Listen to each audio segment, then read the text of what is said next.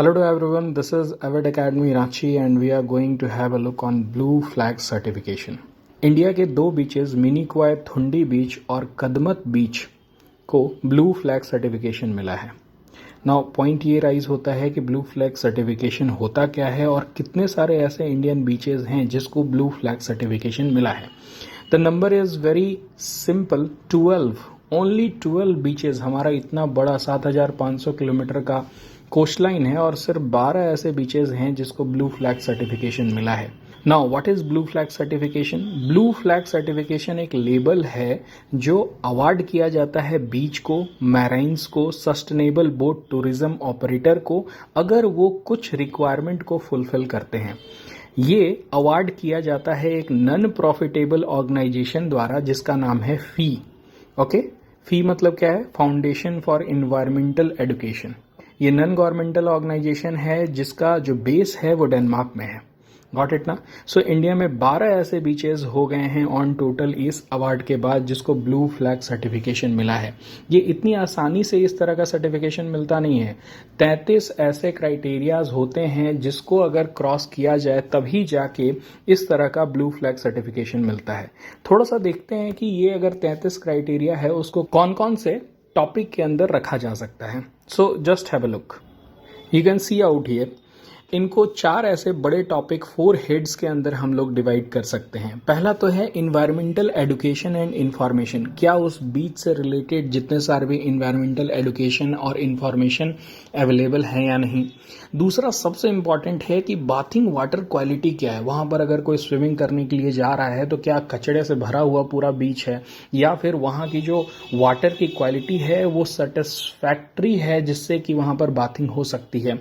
Third है environmental management and conservation. वहां पर जो बीच का मैनेजमेंट है वो किस तरह से काम कर रहा है, वहां पर कितना ज्यादा पॉल्यूटेड है वो बीच, इसके ऊपर डिपेंड करता है ये ब्लू फ्लैग सर्टिफिकेशन.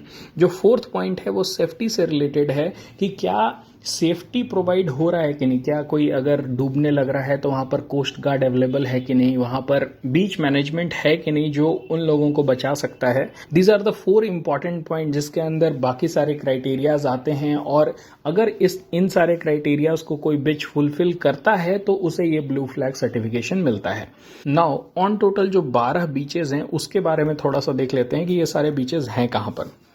सबसे पहले शिवराजपुर को देखते हैं. गुजरात से हम लोग स्टार्ट कर रहे हैं. आपने द्वारका के बारे में सुना होगा. यहाँ का एक जो बीच है शिवराजपुर जो द्वारका में स्थित है गुजरात में गल्फ ऑफ कच्छ में, उसे ब्लू फ्लैग सर्टिफिकेशन मिला हुआ है. दूसरा जो बीच है वो है घोघला जो दीव में है. दीव, दमन एंड दीव का जो पार्ट है जो पोर्तुगीज ऑक्यूपेशन के अंदर था, यहाँ पर आपको कैथेड्रल मिल जाएंगे, यहाँ पर पूरा आपको पोर्तुगीज इन्फ्लुएंस मिल जाएगा और ये वन ऑफ द लार्जेस्ट बीच है इंडिया का और दीव का सबसे लार्जेस्ट बीच है. उसके बाद फिर पूरे महाराष्ट्र में कोई भी ऐसा बीच को नहीं मिला है. गोवा इतना ज्यादा फेमस है बीचेस के लिए लेकिन किसी को भी ब्लू फ्लैग सर्टिफिकेशन नहीं मिला है और उसका मेन रीजन यही है कि वहां पर बहुत ही ज्यादा गंदगी है.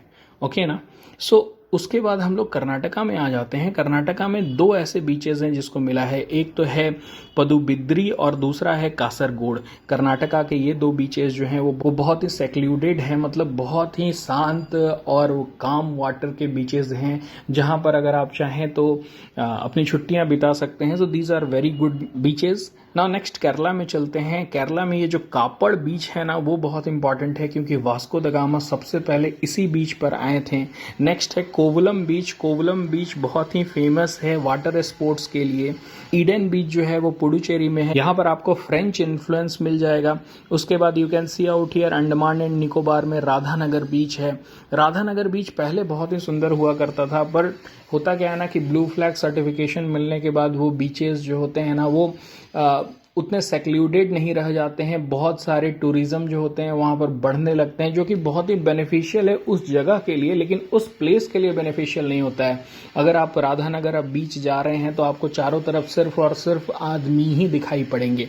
नाउ नेक्स्ट जो बीच है वो आंध्र प्रदेश में ऋषिकोंडा बीच है और एक उड़ीसा में पुरी में गोल्डन बीच है. So these are the beaches जो कि ब्लू फ्लैग सर्टिफिकेशन के साथ इंडिया का नाम रोशन कर रहे हैं. यानी इंडिया में भी कुछ ऐसे बीचेस हैं जहां पर आप जा सकते हैं और नेचर को एक्सपीरियंस कर सकते हैं. So that's all about blue flag certification. Thank you.